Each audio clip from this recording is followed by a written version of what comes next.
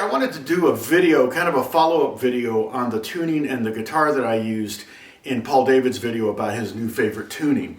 First off, let's talk about the instrument. It's a Gretsch Jim Dandy. They're basically under $200. They're not very expensive at all. Kind of why I bought it. I was looking for kind of a lo-fi acoustic.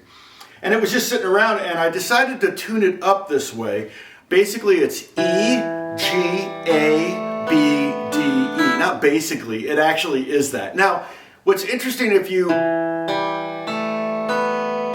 It's just a pure E minor pentatonic scale. Keep in mind there's 5 notes in a pentatonic scale, and it's the root is E, and then we have another E on top. So we end up with 6 notes, but we just have a full octave of the pentatonic scale. Now the gauges that I used on this is a 24 here, 17, let me see, 17, 17, 13, 10, and 10. So 24, 17, 17, 13, 10, 10. Basically, these are all strings from an Elixir electric light set. So this would be the D string from an Elixir light set, electric set, and then these would be the G strings, 2 G strings, a B string, and then 2 E strings. Now, you can get that same scale. Interestingly, kind of figured this out. Someone commented on Paul David's video that, you know, guitar is tuned in a pentatonic scale, and I went, well, technically it is an E minor pentatonic scale. So check this out. If I play the harmonics on the bottom 3 strings at the 12th fret and alternate it with open top 3 strings, I get the same scale.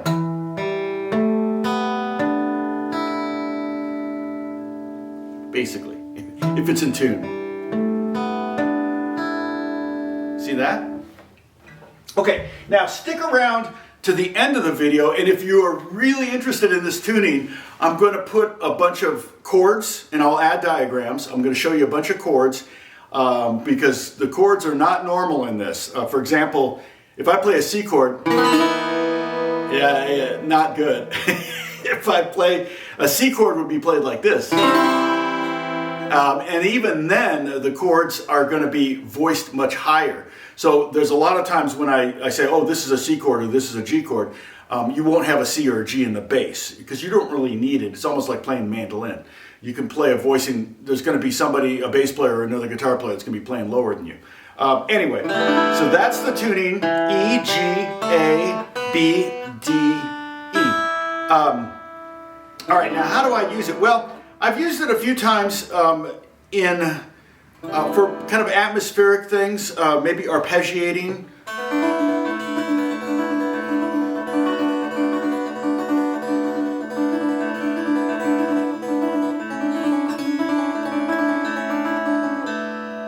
And you can kind of think of it as almost of a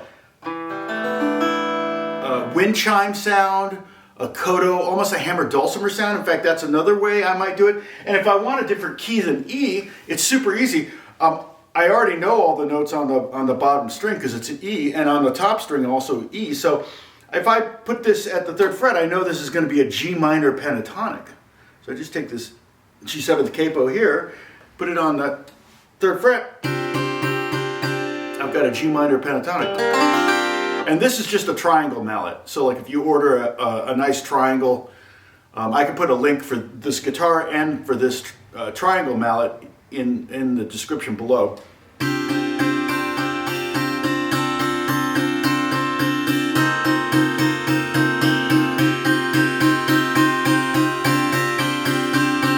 Or I can even flip it over and hit it with the rubber side.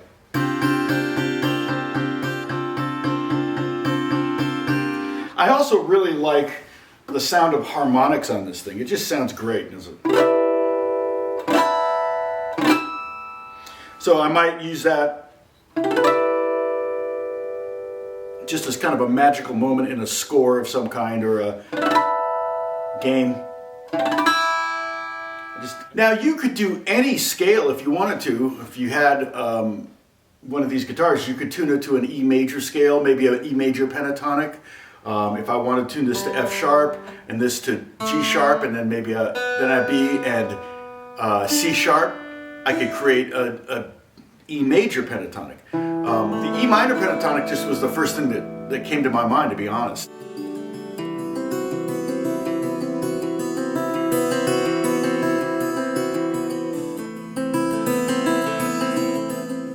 Okay, I'm going to start to show you some chords now that I just discovered in this tuning. You can totally do it yourself. I would just write out the names of the strings E, G, A, B, D, E on the top of your page and then start to create little triads.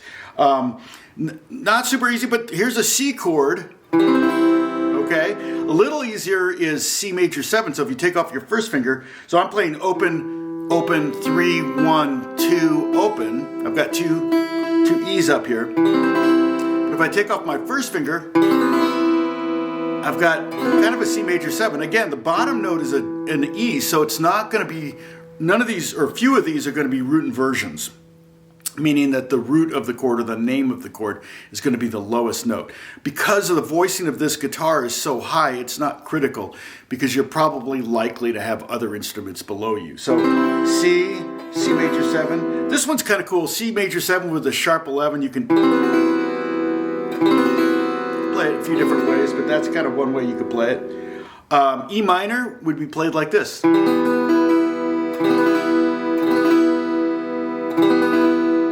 If I wanted to play E minor 7, I just take off the second finger. All I have is open, open, 2, open, open, open. If I wanted E minor 9th, I just put that second finger that I took off the second string and put it on the first string. If I wanted E minor 2nd, I could put that second fret back down, so it'd be open, open, 2, open, 2, 2. And that would be an E minor with a 2nd added. G is interesting. It's like this. One way you could play G. It just is so funny to play that shape, which is very similar to a G. Just one finger down and then to go to a C, and it's this crazy thing.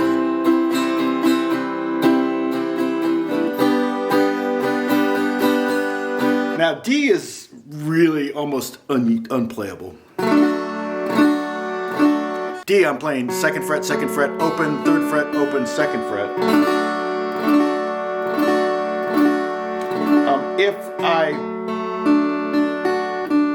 If I took off my pinky here, got rid of that D there because we already have a D here, it would be like a D6 chord.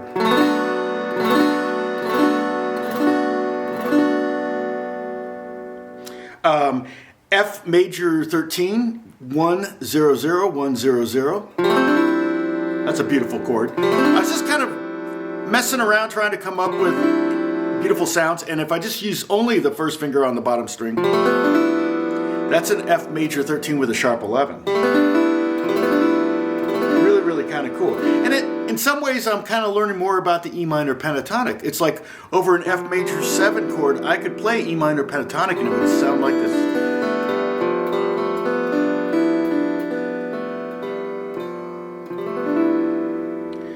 A chord is interesting because it's kind of like an A chord here, but spread out a little bit more. So that would be open, 2, open, 2, 2, open. Okay. If I take off my pinky here, I get an A4 chord, which is one of my favorite chords, is the 4 chords, which is basically an A triad with a 4th added, which is a D. You get that nice on the top 3 strings. You get C sharp, D, E. There's our A, a little out of tune. An A2 chord would be like this. That's a kind of a nice voicing, actually. Open, 2nd, open, open, 2nd, open.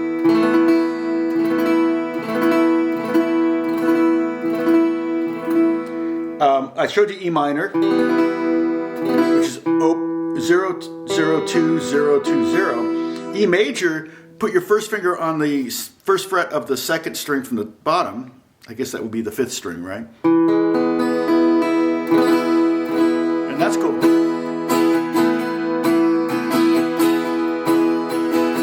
Just move my first finger up and I get that sus4 thing. want a pure E4, I just take off my second finger and I get this 0, 2, 0, 0, 2, 0. And that's an E4 chord, so I get that nice rub between the third and the fourth.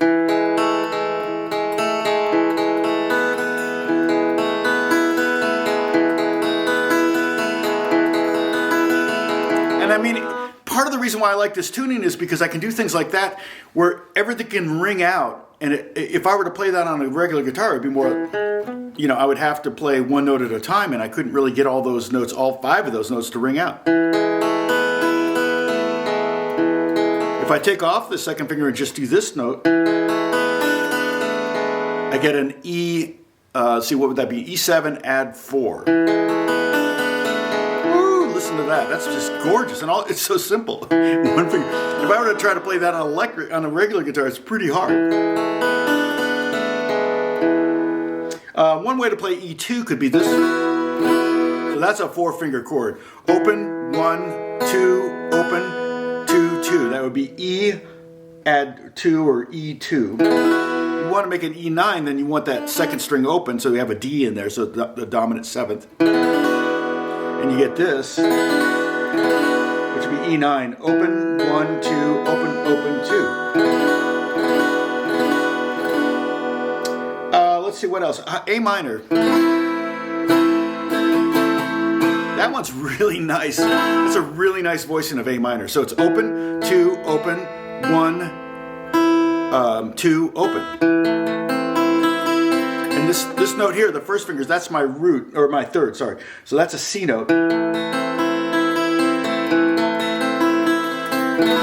I take it off, I get kind of an A2 chord. If I if I leave the first finger on and take off my third finger, basically it looks like an E7 chord. That's kind of an A minor with a 4th added. Love the sound of that.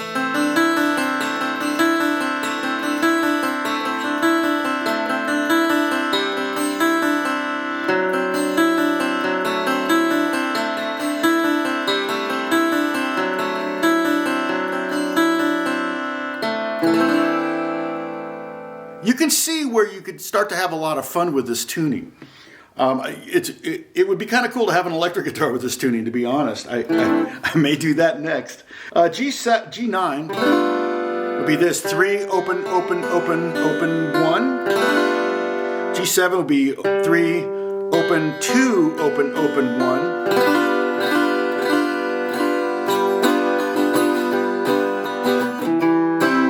Again, that C chord is, to me, is kind of the outlier. It's like this weird, it looks like a C sharp chord in here. It's like, if I were to play that on guitar, these 3 notes, it would be a C sharp major triad. But in this case, it's actually C major, just regular C major. All right, so that's enough for some chords. You can figure out some more on your own if you actually go to the trouble of stringing your guitar like this, okay? But yeah, I'm going to show you some scales next, okay? Let's do it.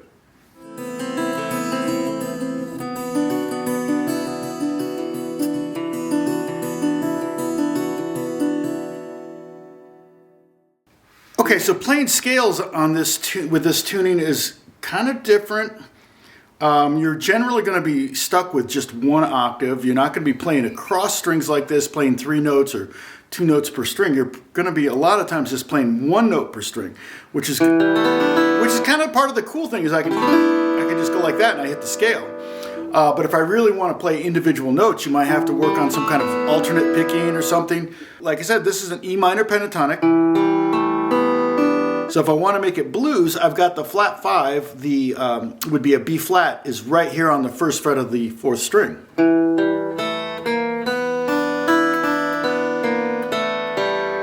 So I have E, G, A, B flat, B, D, E.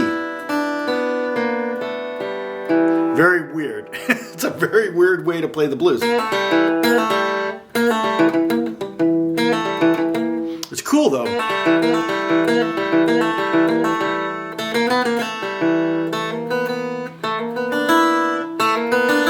It might might lead you, again, this is one of those scenarios where you might do something on this instrument that's going to make you want to figure out how to do it on a standard tuned guitar. Okay, so also all the minor scales, E natural minor, E Phrygian, and E Dorian are pretty easy to play with this tuning. I have E, and then if I want to play, say, a natural minor, it would be an F sharp, then G, A, B, C, D, E. And I might hammer on those and subsequently pull them off. If I wanted to do a Phrygian scale, I know that F has to go to F sharp has to go down to F, and that would be E, F, G, A, B, C, D, E. And remember we played that F major 13 chord? Was that it? Yeah, so it's kind of those notes. And then a Dorian scale would be both of those, the F and the C, raised up a half step to F sharp and C sharp, and you would get this. Oops.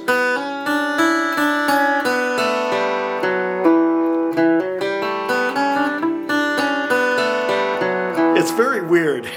It takes a minute. I could do that, like if I just put my first finger down on the G sharp, I create kind of that. I call it would be an E mixolydian pentatonic.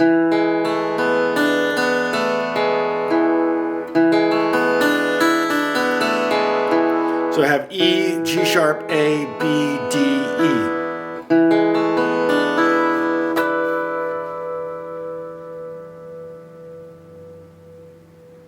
Also, on the E minor, you could add the F sharp on top. You could also go up to G.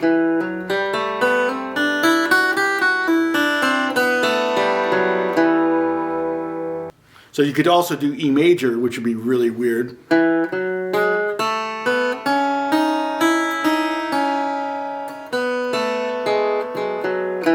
Oh my goodness. And then also keep in mind, if you learn those shapes, if I want to do G blues, if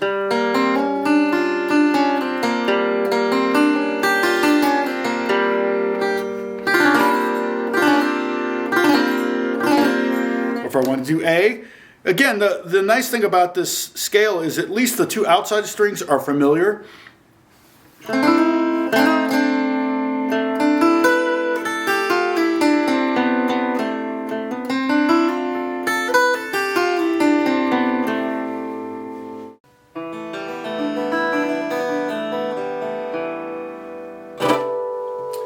Well, anyway, thanks for watching. Please subscribe and know that Paul Davids is the same guy you see in his videos. He's a very nice guy. I really had a great time with him that day, and I'm going to do more videos on these weird tunings. So I'm going to do the all D one, I'm going to do the low one, I'm going to do the high one. I'll do them all eventually. I'll get through them, and so stay tuned. Anyway, thank you so much. God bless you, and I'll talk to you soon. Bye.